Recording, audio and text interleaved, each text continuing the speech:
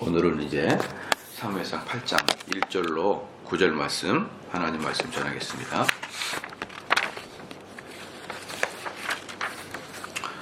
이제 8장은 사무엘이 이제 사실은 나이가 너무 많이 들어가지고 직무를 수행하기 이제 어려운 단계에 들었고, 그리고 일을 대신하는 그 아들 둘이가 또 사무엘 같이 잘 나라를 다스리지 못했어요. 그래가지고 이제 그것을 근거로 해가지고 이스라엘 사람들이 왕의 제도를 달라고 요구하는 그 바로 장이 8장입니다. 그러니까 여기서 이제 우리가 보면은 왕권을 요구하는데 딱 두 가지로 이렇게 두 가지 말합니다. 첫 번째는 당신의 사사 제도를 더 이상 신뢰하지 못하겠다. 두 번째는 다른 열왕들처럼, 다른 열국들처럼 우리도 왕의 제도를 만들어 달라, 이거거든요. 그러니까 둘 다 철저히 인본주의적 관점이죠. 그렇죠? 사사 제도는 누가 줬습니까? 하나님이 주셨잖아요. 그런데 사사 제도 인정하지 못하겠다. 다른 이방 국가들처럼 우리도 왕권을 달라. 그러니까 이게 처음부터 그들이 왕권을 달라고 하는 것은 사실 지독히 인본주의적 관점의 요구였기 때문에 사실은 상당히 하나님 보시기에 또는 사무엘 보기에 아주 불편한 그런 요구였던 것이죠. 1절 보니까 사무엘이 늙음에 그 아들들로 이스라엘 사사를 삼으니, 이제 여기서 사무엘이 늙어가지고 후임자로 아들을 세웠다라기보다는 아들을 부사사 정도로 세운 거예요. 부사사. 자기가 늙고 또 멀리 다니기가 어려우니까 자기가 다니기 어려운 지역 있잖아요. 어려운 지역인데 중요한 지역에 자기 아들들을 파송하는 그런 부사사 정도로 세운 거죠. 정식 사사라기보다는 장자의 이름은 요엘이요 차자의 이름은 아비야라. 그들이 부엘세바에서 사사가 되니라. 여기 부엘세바라고 하는 것은 뭐냐 그러면은 여기 사무엘이 지금 사역하고 있는 라마는 이스라엘로부터 북쪽으로 예루살렘 북쪽에, 약간 북쪽에 이스라엘 중심부에 있던 곳이 라마고, 이 부엘세바는 이스라엘 최남단입니다. 최남단인데 이 최남단을 관리하기 위해서 두 아들을 파송합니다. 왜 그러냐 그러면 이 부엘세바라는 나라가 동지역이 아주 이스라엘 중에서도 중요한 주재임일 뿐만 아니라 부엘세바 밑에 쪽으로는 광야가 있고 광야 너머로는 밑에 쪽으로는 애굽이 있는 것이죠. 그러니까 거기가 상당히 경제적 군사적 요충지가 될 수밖에 없는 거예요. 그러니까 거기를 어떻게 철벽 방어를 하느냐에 따라서 애굽의 호시탐탐 노리는 그 제국의 기질들 때문에 그 지역을 잘 방어해야 됐습니다. 그래서 아마도 그 지역을 방어하기 위해서 중요한 도시잖아요. 군사적 요점 도시지 않습니까? 그곳에 아들들을 파송한 것이에요. 3절 말씀에 그 아들들이 그 아비의 행위를 따르지 아니하고 이 일을 따라 뇌물을 취하고 판결을 굽게 하니라. 여러분, 그 국가 지도자가 하지 말아야 될 그 세 가지가 있습니다. 국가 지도자가 하지 말아야 될 세 가지는 뭐냐면 여기서 3절에 다 나왔습니다. 이익을 따른다. 그러니까 이익을 따른다. 국가 지도자는 관료들은 이익을 따르면 안 되는 거예요. 이익을. 그 다음에 국가 지도자는 뇌물을 수수하면 안 됩니다. 그 다음에 국가 지도자는 판결을 왜곡하면 안 되는 것이죠. 판결을 왜곡하면 안 됩니다. 이 세 가지는 국가 지도자가 필수적으로 하면 사람들마다 직위마다 하지 말아야 될 그런 그 법률들이 있는데 어떤 일들은 이것을 어길 때는 절대로 용서가 안 되고, 어떤 일들은 이걸 여길 때는 절대 용서가 안 되는데, 특별히 국가 지도자는 이 세 가지, 다른 것보다는 이 세 가지를 제대로 한다 그러면 혹시 다른 것이 잘못되었더라 그래도 이 세 가지만 제대로 하더라도 국가 지도자는 괜찮은 거예요. 그렇죠? 사실 국가 지도자가 윤리적 도덕적으로 깨끗할 필요도 별로 없어요. 그들이 윤리적 도덕적으로 깨끗한들 우리들의 삶이 핍절하면 어떡하게, 뭐 합니까? 아무리 성인군자가 대통령이 돼보세요. 우리는 경제는 엉망이고 먹고 살 것도 없어지고 그는 뭡니까? 대통령과 가까운 사람은 뭡니까? 큰 이득을 취하고 대통령과 먼 사람은 손해를 보고 이러면 대통령이 아무리 성인 군자라 그래도 그 사람은 용납이 안 되는 거예요. 용납이. 그런데 대통령이 윤리적으로 좀 망나니고 그럴지라도 경제를 잘 살게 해주고 그렇잖아요. 좀 공명정대하고 그러면 용납이 되는 겁니다. 대표적인 누굽니까? 트럼프가 그러잖아요. 트럼프 아주 엉망이지 않습니까? 엉망.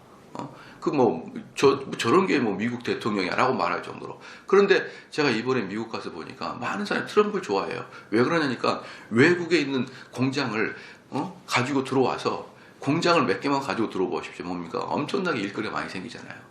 그러니까 일거리를 많이 생기게 해준다. 그냥 무슨 뜻이냐면요.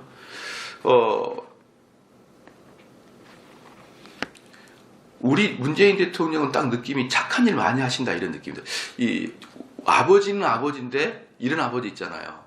나가서 동네 사람들한테 좋게 착한 일도 많이 해주고 그 사람 이야기도 많이 들어주다가 집안에 있는 애들은 굶어 죽는 애들 있잖아요. 이런 느낌이 든다 그러면 트럼프는 아주 악착같이 자기 애들을 챙기는 개념으로 미국 사람들이 이야기하더라고요. 다른 나라 필요 없어. 미국만 잘 살면 돼. 이런 개념인 거죠. 그러면 그 아빠가 더 좋죠. 안 그래? 우리 아빠 나가서 너무 사람 말을 잘 들어줘요. 그냥 얼마나 잘 들어줄지 몰라. 친구들 말 잘 들어줘가지고 집안은 어떻게 되는지 몰라요. 근데 아빠가 나갔더니 얘들아 짐 싸라. 왜요? 보증 서서 망했다. 이러면 어떻게 해요? 착한 아빠죠. 착한 아빠. 그런데 집안 애들은 힘들어요. 그렇게 되면. 그런데 이 트럼프 같은 경우는 어떤 개념입니까? 가가지고 악착같이 우리 집안급 무조건 잘 살게 가져와서 빼다가 도둑질 해다가 강도질 해다가 니 뭐 잘 살아라, 니 학원 해라. 이런 식의 개념이 트럼프의 개념이에요. 트럼프의. 아주 두 명의 대통령이 극단적으로 이렇게 뭡니까? 미국 사람들이 평가를 하고 있더라. 미국에 있는 한국인들 말이에요. 그들이 그런 식으로 생각을 하고 있더라 이 말이에요. 그래서 제가 일견 비슷한 것 같아요. 트럼프는 상당히 대통령으로서 어떤 덕이 없어요, 덕이 없고 맨날 뭡니까? 트위터나 페이스북에다가 막 함부로 이야기를 하고 극단적을 이야기했다가 또 한 보름 있다 취소하고 잘못했다 그러고 내가 잘못했다. 이 대통령 처신머리가 전혀 없는데 의외로 인기가 있어요. 의외로. 깜짝 놀랐어요. 인간 취급하는구나. 이렇게. 참 어떤 데는 보니까 재밌는 게 뭐냐면요. 우리나라는 그런 일이 별로 없죠. 한 5, 60대 넘은 어르신들, 60대, 70대 넘은 어르신들은 미국 사람들은 야구 모자를 많이 쓰잖아요. 여기 제목이 트럼프야. 그냥 트럼프. 차 범버에도 트럼프. 집에다가 트럼프 이렇게 써놓은 거예요. 이야, 이 애들 진짜 희한한 애들이다. 우리는 그런 정도는 아닌데 그만큼 트럼프가 인기가 좋더라. 참 재밌는 현상이죠. 근데 왜 그러냐 그러면 저 사람은 어쨌든 우리를 좀 잘 살게 해줄 것 같다. 그런 느낌이 들어서 그러는 거예요. 그래서 왕은요, 윤리적 도덕적으로 반듯한 것보다 더 중요한 게 뭐냐면 자기의 이익을 챙기지 않느냐, 자기의 이속을 챙기지 않는다. 두 번째, 그 다음에 편파 판정하지 않는다. 세 번째, 뇌물 먹지 않는다. 요것만 지도자가 제대로 해도 국민들은 그냥 넘어갈 수 있습니다. 요게 안 되면 국민들은 참아내기 어려워요. 그렇죠? 그 다음에 4절 말씀에 이스라엘 모든 장로가 모여 라마에 있는 사무엘에게로 나아가서, 그런데 이 라마에 있는 사무엘에게 가가지고 당신 아들이 일을 취하고 뇌물을 취하고 판결을 굳게 한다는 것을 보여주고 있는 것입니다. 그러니까 여기서 보면은 알 수 있다시피 사무엘은 엘리 제사장의 아들들 홈리와 빈하스가 같은 그런 형태를 또 갖고 있는 거예요. 그러니까 엘리 제사장을 밑에서 확실하게 봤던 사람이 사무엘이잖아요. 그리고 엘리 제사장의 가문이 어떻게 멸망했는지를 확실히 봤던 사람이 사무엘인데 그거랑 비슷한 일이 자기 집에서 일어나고 있는 거예요. 물론 당연히 홈리와 빈하스에 비해서 엘리 제사장 아들이 훨씬 더 악합니다.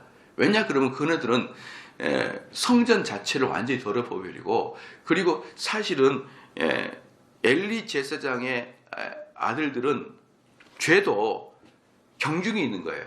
엘리 제사장의 아들은 어떤 사람이냐면 죄를 아예 체계적으로 지려고 마음 먹고 들어가는 애들이고요. 이 사무엘의 아들들은 유혹에 넘어가서 죄를 진 거예요. 뭡니까? 돈이라는 유혹에 넘어가서 죄를 진 거고, 이 엘리 제사장의 아들들은 아예 기획하에서 죄를 짓는 애들이란 말이에요. 그렇지. 뇌물을 받은 사람하고 사기를 친 사람들은 달라요. 뇌물을 받은 사람들은 유혹에 넘어가지만 사기 친범들은 기획범이란 말이에요. 기획범. 그런데 엘리 제사장의 아들들은 이런 기획적으로 완전히 죄를 짓기로 작정하는 애들이었기 때문에, 그리고 죄를 진 장소도 뭡니까?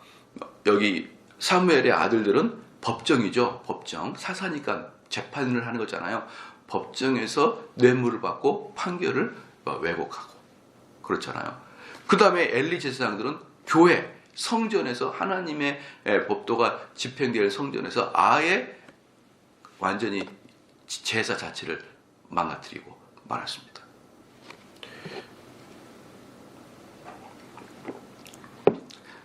저희 나라도 이제는 재판부에 대한 신뢰가 거의 사라진 시대예요. 왜 재판부의 시대가 사라졌냐면요, 똑같은 죄를 졌잖아요. 똑같은 죄를 져도 정권에 따라 그 죄에 대한 결과가 달라요. A라는 정권 때는 그게 유죄인데 B라는 정권 때는 그게 칭찬받을 일로 바뀌어버려요. 5년 사이에. 그리고 또 C라는 정권이 되면은 칭찬받은 게 또 죄로 들어가요. 이게 법은요, 사실을 판별해서 사실을 법의 잣대에 의해서 판결하는 게 법인데, 지금은 정치력에 의해서 법이 달라지는 것 같아요. 정치력에 의해서 판결이 달라지는 것 같아요. 정치력에 의해서 검찰력이 달라지는 것 같아요. 여러분, 이거 어떻게 불어납니까? 만약에 저희 교회가 A라는 정권이 있을 때 성경 구절 다르게 해석하고 B라는 정권 때 성경 구절 다르게 해석해 보세요. 그럼 어떻게 여러분 불안해서 살 수 있습니까? 그런데 지금 나라 돌아가는 걸 보면은 정권이 바뀌면은 판결문이 바뀌어버려요. 그거하고 여기 뇌물을 수수해가지고 판결을 왜곡시키는 거 다를 게 뭐가 있나요?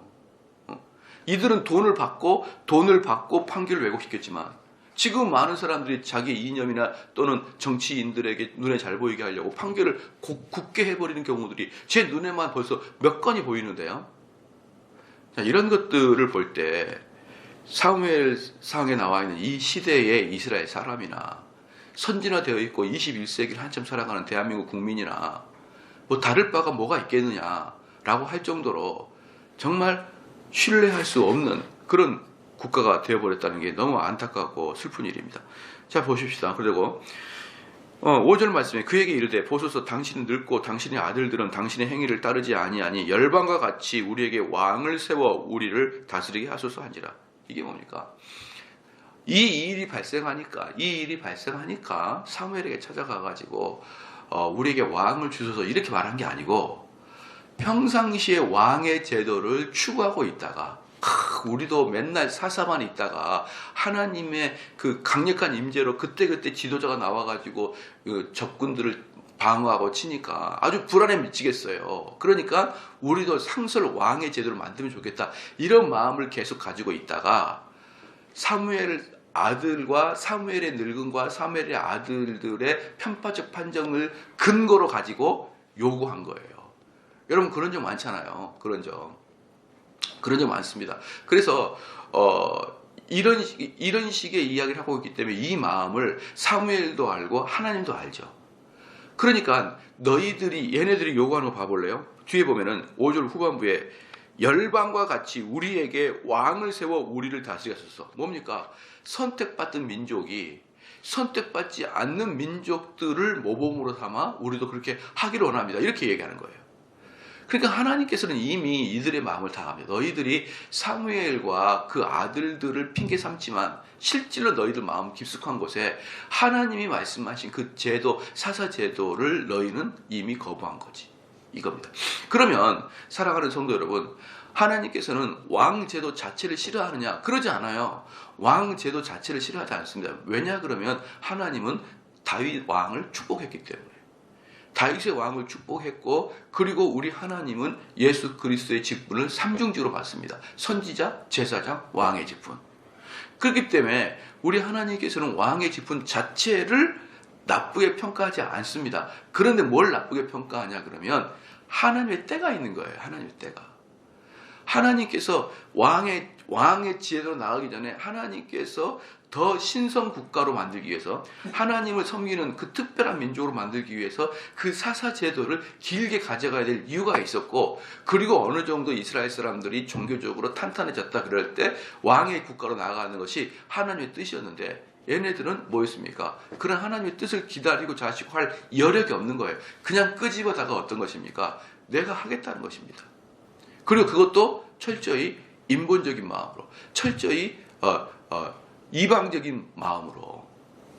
저희가 만약에 교회를 운영할 때 보세요. 저기 세상은 이렇게 회사를 운영하는데 이 교회는 뭡니까? 이런 식으로 세상을 빗대어서 교회를 개혁하려고 그러면 얼마나 어리석은 결정이 되겠느냐 이 말이에요.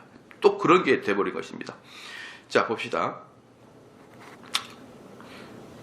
6절 말씀. 우리에게 왕을 주어 우리를 다스리게 하라 한 그것을 사무엘이 기뻐하지 아니하여 여호와께 기도하며. 사무엘은 정확하게 그들의 마음을 관통해 봤던 것입니다. 너희들 딱 보니까 너희들이 평상시 원하는 걸 건수 잡아가지고 온 거 다 알고 있다 라고 생각하고 사무엘을 기뻐하지 아니하고 어떻습니까? 하나님께 여쭈는 거예요.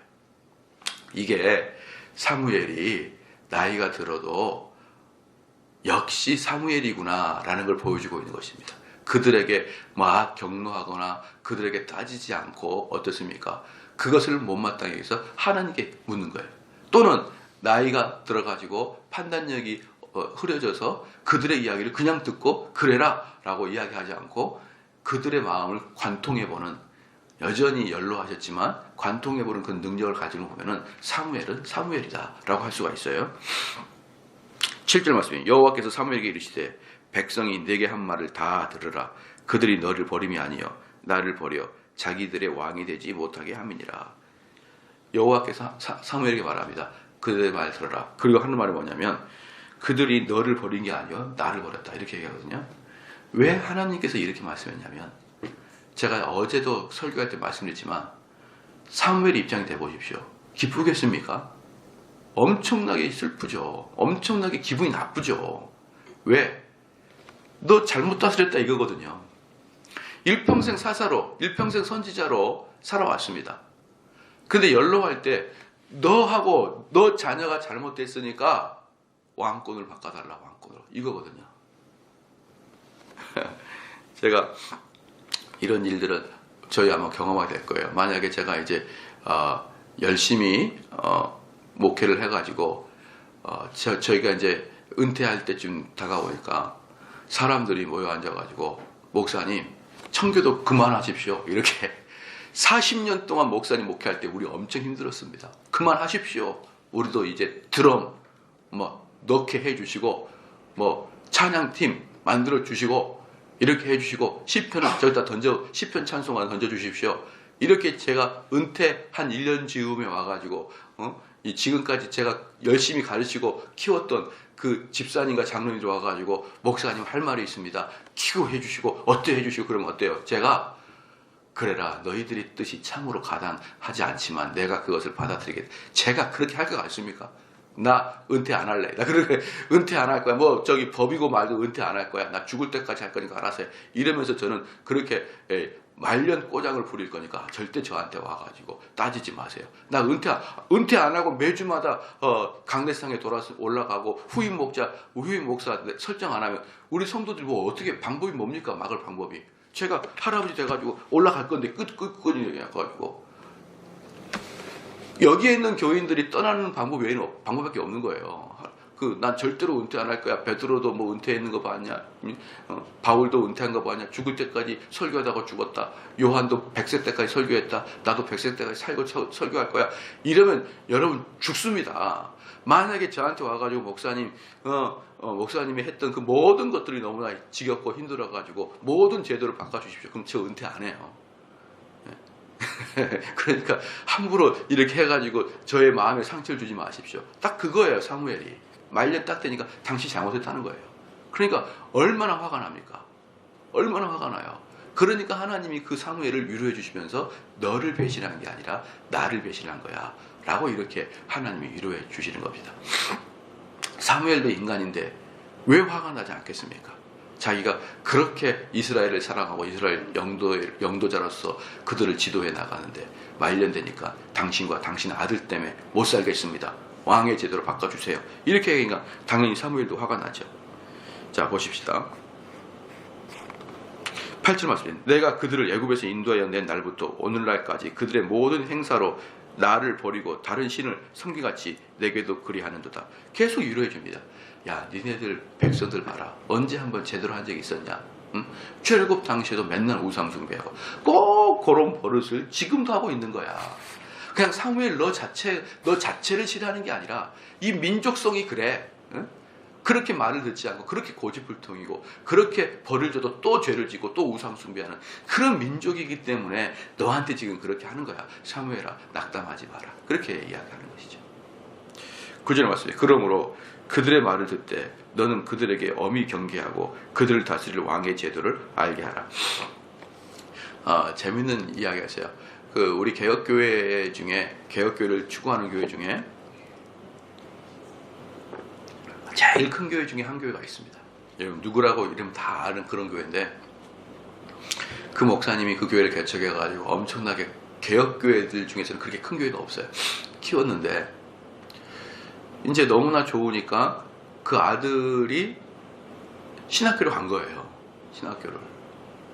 그 신학교를 가서 그 아버지 교회 밑에서 그 전도사 사역을 하고 있었습니다. 사역을 하고 있었는데 그 교회에서 세습 문제 때문에 불거질지 모르니까 아들을 아예 다른 데를 보내십시오 해서 보내버렸어요.